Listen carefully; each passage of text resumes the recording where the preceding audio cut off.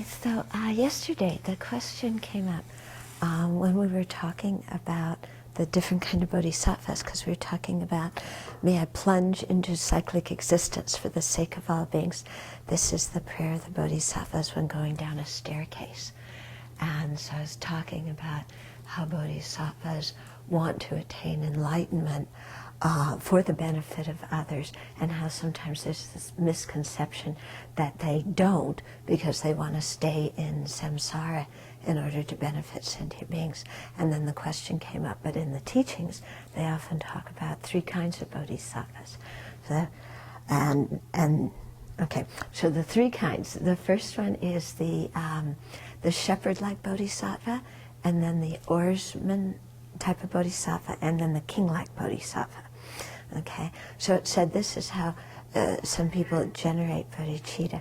So the first one, the shepherd-like bodhisattva, when a shepherd goes, the sheep go in front, yeah? And so this is the bodhisattva that says, okay, I'm giving up my own enlightenment and everybody else gets enlightened and then I get enlightened. So this seems to contradict what I said yesterday. Then there's the oarsman type of bodhisattva who, because he's in the same vehicle, so they arrive at enlightenment at the same time. And then there's the king-like bodhisattva who, the king usually goes first and then everybody else follows in the entourage. Okay, so that bodhisattva attains enlightenment first and then leads everybody else there.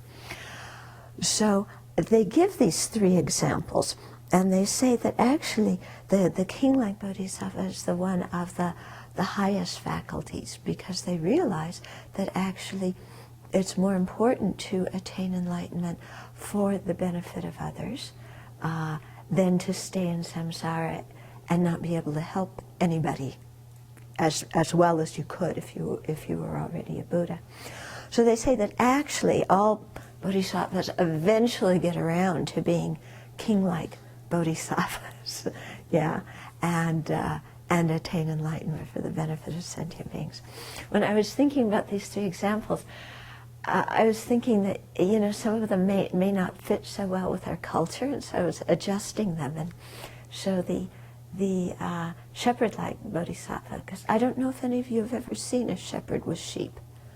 Yeah, maybe not. I mean, in India you do, but if you live in the city in America, you don't. But what you see is at a cafeteria, a mother with her kids in front, yeah, or a dad with the kids in front, yeah. And so that's the same idea. You put the kids in front, or you're getting on a plane with a bunch of young kids. The kids go in front, and the mom or dad goes behind, and you're leading them there, you're guiding them there, and you get them all settled, and then you settle down. So that could be one kind of bodhisattva who initially thinks like that, but then realizes that it's actually better, to attain enlightenment first, yeah, and then have more capabilities to lead others. Then the oarsman kind of bodhisattva, again, I don't know how many of you have seen oarsmen, but we've seen people, we've all ridden on buses. Okay, so the bus driver type of bodhisattva, where the bus driver gets there at the same time as the passengers. Okay? And then the king-like bodhisattva, we should probably say the presidential bodhisattva.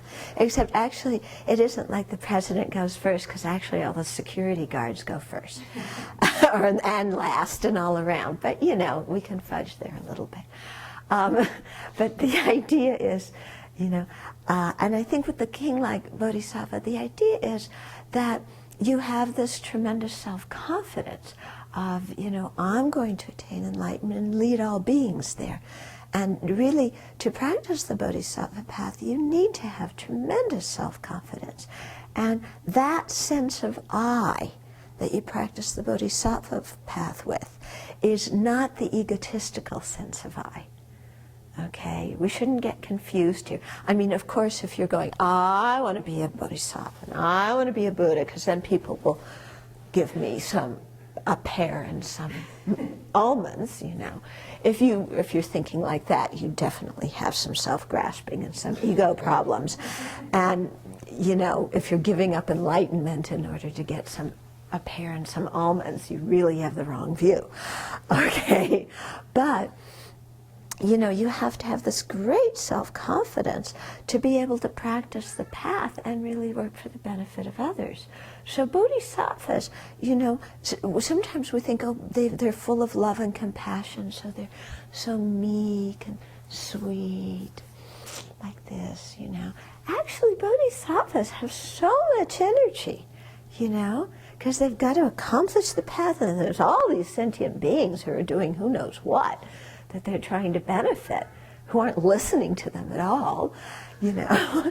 And so they, you know, they're bodhisattvas are dragging us to enlightenment, and we're you know, fighting them, kicking and screaming. And so they have to have tremendous energy and tremendous self-confidence. So that sense of I, you know, and that kind of self-confidence, that's not ego grasping. Yeah? So don't think that when you have love and compassion, you're just like, you know, really sweet and everybody walks over you. It's not like that. Yeah, I mean, you're really strong and can do a lot to benefit. Okay? So similarly, we should have great self-confidence when we're practicing the path. Yeah? And not just think, oh, I'm little old me, oh, I'm not worthy of enlightenment, you know. That's rubbish. Okay?